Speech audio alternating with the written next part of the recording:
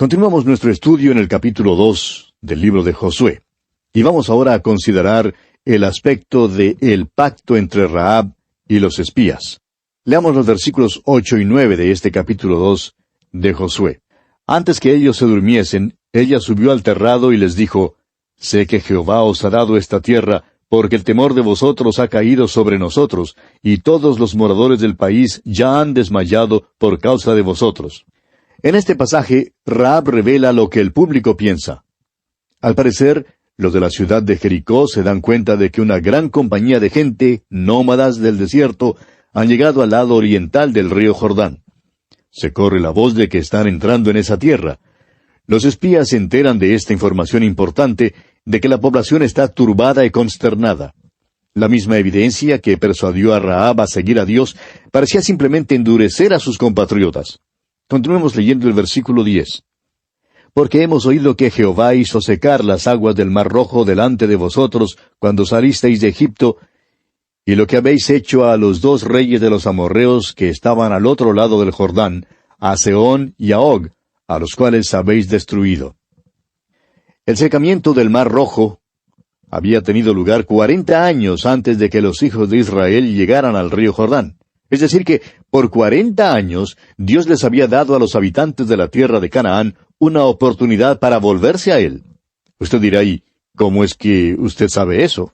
Bueno, porque Dios había dicho a Abraham años antes, allá en Génesis capítulo 15, versículo 16, «Y en la cuarta generación volverán acá, porque aún no ha llegado a su colmo la maldad del amorreo hasta aquí».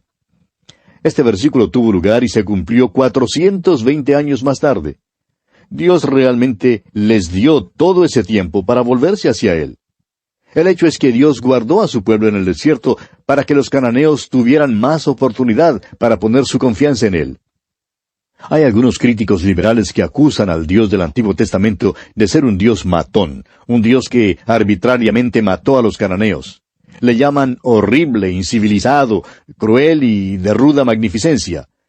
Pero la verdad, amigo oyente, es que Dios les dio 420 años a los cananeos para arrepentirse.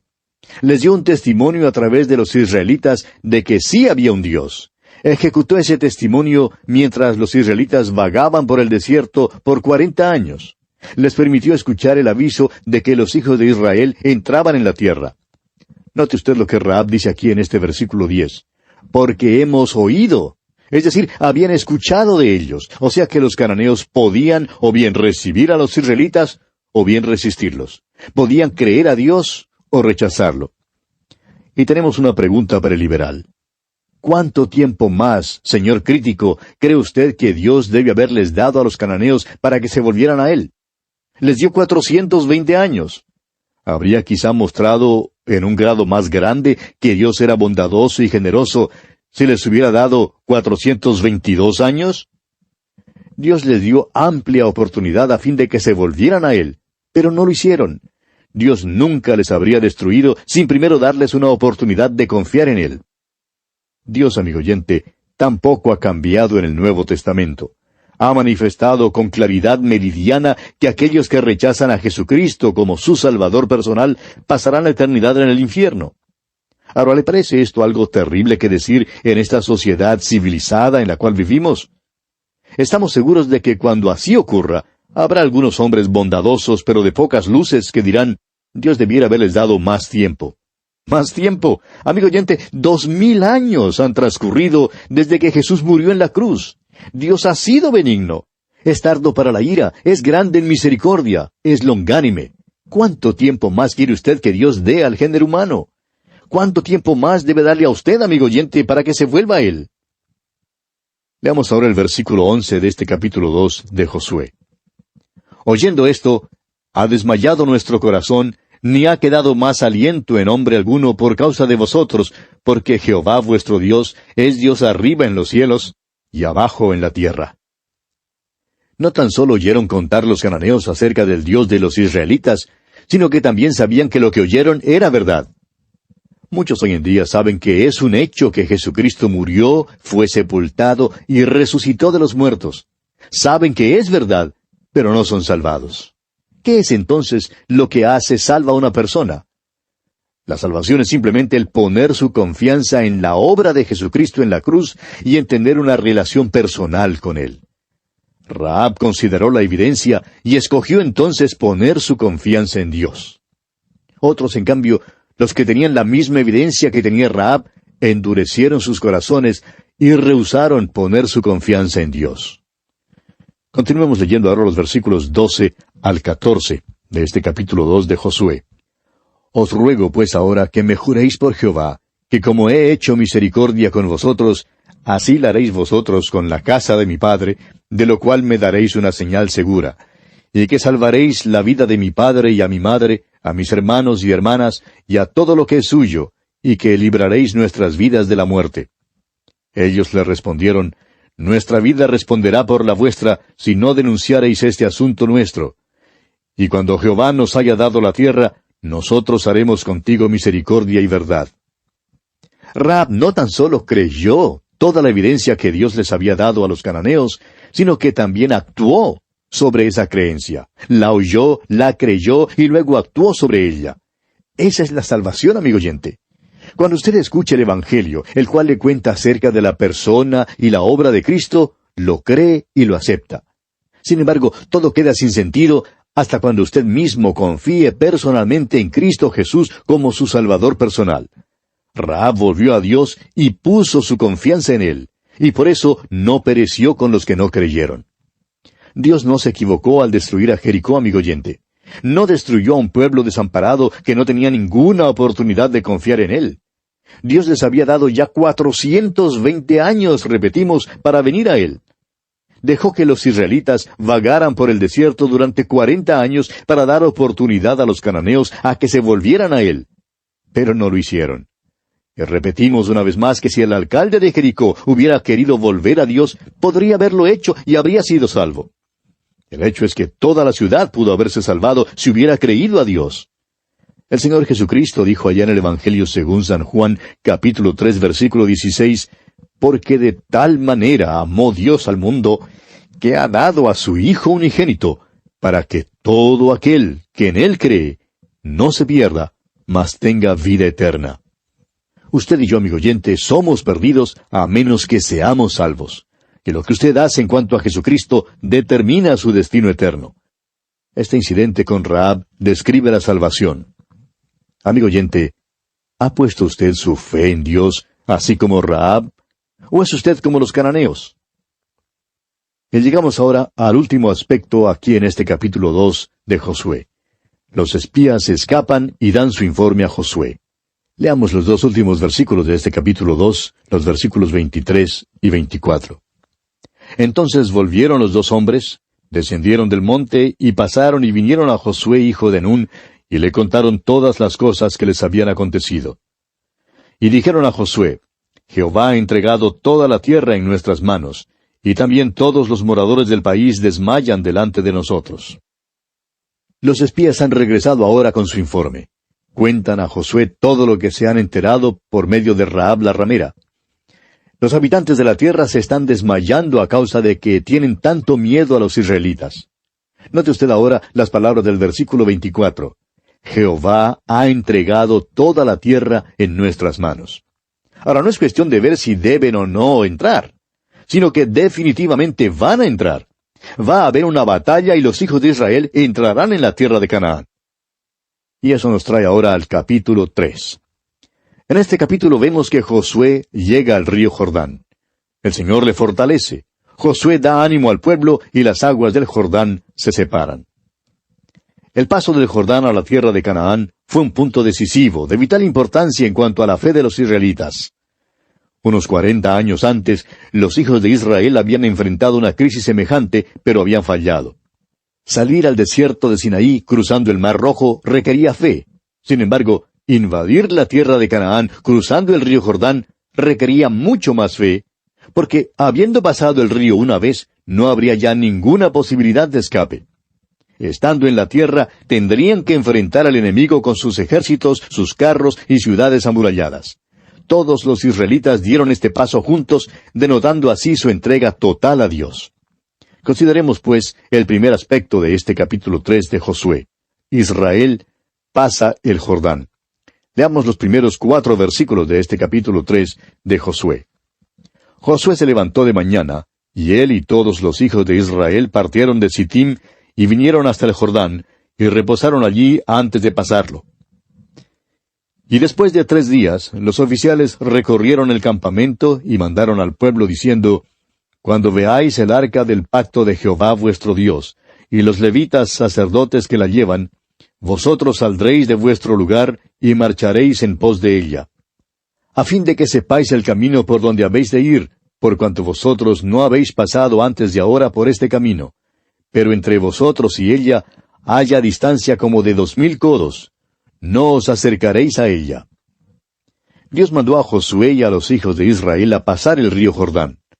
Cuando pasaron el Jordán, fue cosa muy distinta a pasar el Mar Rojo. Cuando cruzaron el Mar Rojo, Moisés bajó al agua, alzó su vara y extendió su mano sobre el mar. Toda esa noche las aguas se amontonaron. Pero cuando cruzaron el río Jordán, se trató realmente de un milagro mucho más notable, porque era la época de la inundación anual y su paso causó una represa de las aguas que se lanzaban al mar muerto. También algo nuevo había sido añadido. El arca debía bajar mucho más adelante del pueblo, casi la distancia de 1 kilómetro, y debía ser llevada por unos sacerdotes que tenían que llegar a la orilla del río para quedar separados allí. Pasemos ahora al versículo 15. Cuando los que llevaban el arca entraron en el Jordán, y los pies de los sacerdotes que llevaban el arca fueron mojados a la orilla del agua, porque el Jordán suele desbordarse por todas sus orillas todo el tiempo de la siega. ¿Se fijó usted, amigo oyente? Cuando los sacerdotes llegaron a la orilla, el río Jordán se detuvo como por una represa, y los israelitas entonces pasaron en seco. Este es uno de los milagros más notables que se registra en la Escritura. Era la época de la inundación anual del Jordán, y es enteramente posible que los que vivían al lado oriental del Jordán creyeran que pasarían todavía algunos días o quizás semanas antes de que los israelitas pudieran cruzar el río. Probablemente creían que no había ningún peligro inmediato. Sin embargo, quizá algunos de ellos pudieron haber tenido aquel temor secreto de que Dios haría un milagro otra vez así como hizo en el Mar Rojo. Continuemos con los versículos 16 y 17. Las aguas que venían de arriba se detuvieron como en un montón bien lejos de la ciudad de Adam, que está al lado de Zaretán, y las que descendían al mar del Arabá, al mar salado, se acabaron y fueron divididas, y el pueblo pasó en dirección de Jericó. Mas los sacerdotes que llevaban el arca del pacto de Jehová estuvieron en seco, firmes en medio del Jordán, hasta que todo el pueblo hubo acabado de pasar el Jordán, y todo Israel pasó en seco. Note por favor que los sacerdotes pasaron al medio del Jordán y se pararon allí, sosteniendo el arca hasta cuando todos los hijos de Israel hubieran pasado.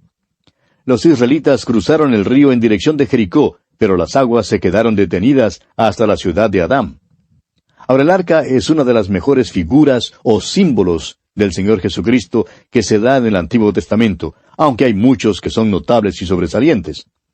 El arca había estado en el mismo corazón del campamento de Israel por 40 años, en la marcha a través del desierto. Todas las noches, cuando entraban en un campamento, todas las 12 tribus acampaban alrededor del arca. Constituía el mismo centro. Pero ahora, por primera vez, lo que habla de Cristo va delante al río Jordán y entra en él primero. Como ya ha sido declarado, Cristo va delante de nosotros en la muerte, pero va con nosotros en la vida. Al pasar nosotros por este mundo, Él está con nosotros, pero Él va delante en la muerte. Fue delante de nosotros en la muerte, y cuando nuestro Señor entró en la muerte, atravesó por ella, por usted y por mí, amigo oyente. Y pasamos ahora al capítulo 4 de Josué. En este capítulo vemos que se nombra a 12 hombres para tomar 12 piedras del río Jordán como memorial o conmemorativo. Se levanta 12 piedras más en medio del río Jordán. Los israelitas pasan el Jordán, Dios alaba a Josué, y se erige las 12 piedras en Gilgal. Leamos los primeros 3 versículos de este capítulo 4 de Josué. Cuando toda la gente hubo acabado de pasar el Jordán, Jehová habló a Josué diciendo, Tomad del pueblo 12 hombres, uno de cada tribu, y mandadles diciendo, Tomad de aquí de en medio del Jordán, del lugar donde están firmes los pies de los sacerdotes, 12 piedras, las cuales pasaréis con vosotros, y levantadlas en el lugar donde habéis de pasar la noche. Esto es algo que hicieron, como lo vemos aquí en el versículo 8, donde leemos: Y los hijos de Israel lo hicieron así como Josué les mandó. Tomaron 12 piedras de en medio del Jordán, como Jehová lo había dicho a Josué, conforme al número de las tribus de los hijos de Israel, y las pasaron al lugar donde acamparon, y las levantaron allí. Las 12 piedras que fueron tomadas del Jordán y levantadas en la orilla occidental del río, hablan de la resurrección de Cristo. Ahora el versículo 9 dice: Josué también levantó 12 piedras en medio del Jordán, en el lugar donde estuvieron los pies de los sacerdotes que llevaban el arca del pacto, y han estado allí hasta hoy. Se levantó 12 piedras en las aguas de la muerte. Esas 12 piedras fueron levantadas en el Jordán para hablar de la muerte de Cristo. Cuando Josué escribió su libro, esas piedras ya estaban en el Jordán. Ahora, ¿cómo cruzaron el río los israelitas? El arca hablaba de Cristo. Las 12 piedras en el río hablaban de la muerte de Cristo, y las 12 piedras en la orilla occidental del Jordán hablaban de la resurrección de Cristo. Podemos decir entonces que los hijos de Israel cruzaron el Jordán mediante la muerte y la resurrección de Cristo. Aquellas piedras que podían ser vistas al otro lado del río manifestaban el poder de Dios. Hablan de la gracia de Dios y el hecho de que hoy en día Cristo está a la diestra de Dios. Ahora, las 12 piedras en el río fueron cubiertas por agua y no podían ser vistas por el pueblo, pero Dios las vio. Y hablan de la ley, la cual nosotros no podemos guardar. Cristo murió por nosotros porque somos culpables delante de Dios. Las piedras hablan de las aguas de la muerte que pasaron por encima de él. El paso del Jordán, pues, no representa la muerte de los creyentes, representa la muerte con Cristo, de la cual nos apropiamos y por la cual entramos en los lugares celestiales. Y por último, nos llevará al cielo. Solo por la muerte, la sepultura y la resurrección de Cristo entraremos algún día en el cielo. El apóstol Pablo nos dice en su primera carta a los Corintios, capítulo 15, versículos 1 al 4, Además os declaro, hermanos, el evangelio que os he predicado, el cual también recibisteis, en el cual también perseveráis, por el cual asimismo, si retenéis la palabra que os he predicado, sois salvos, si no creísteis en vano. Porque primeramente os he enseñado lo que asimismo recibí, que Cristo murió por nuestros pecados, conforme a las Escrituras, y que fue sepultado, y que resucitó al tercer día, conforme a las Escrituras. Es pues por la fe, mediante la muerte y resurrección de Cristo, que pasamos el Jordán y entramos en Canaán, en los lugares celestiales. Allí es donde vivimos y tomamos posesión de las bendiciones espirituales. El mismo apóstol Pablo en su carta a los Colosenses, capítulo 3, versículo 1 dice, Si pues habéis resucitado con Cristo, buscad las cosas de arriba donde está Cristo, sentado a la diestra de Dios. Y en su carta a los Efesios, capítulo 4, versículo 1, el apóstol dice, Yo pues, preso en el Señor, os ruego que andéis como es digno de la vocación con que fuisteis llamados. Este es un andar humilde, es un andar en la unidad del Espíritu. Cuando un hijo de Dios satisface las demandas de Dios, se apropia de grandes bendiciones espirituales. Bien, amigo oyente, vamos a detenernos aquí por esta ocasión, porque nuestro tiempo ha concluido ya. Continuaremos y terminaremos el estudio de este capítulo 4 del libro de Josué en nuestro próximo programa, Dios mediante, y nos alienta a saber que contamos con su siempre fiel sintonía. Será pues hasta entonces que las bendiciones del Señor le acompañen ahora y siempre.